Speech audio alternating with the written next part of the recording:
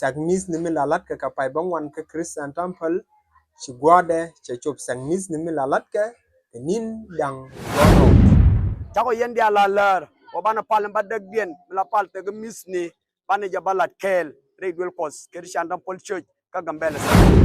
ko kujo mo menani goro bro ditie ko bi program mone bi nyokel kene bugi dial ka Christian Temple bigabel yen mas ne ko diala pal magur ya rodun gwer ko bana pal malat kel ka changa jandang raw awaga changa jandara wure kel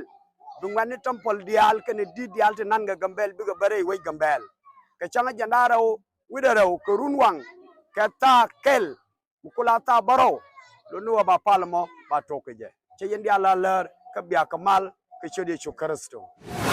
please tane je share ko ba je ga gan wertin kon gwanda dial tin daga tin wer mer yalla rodu ka ko kurku menani ka gambela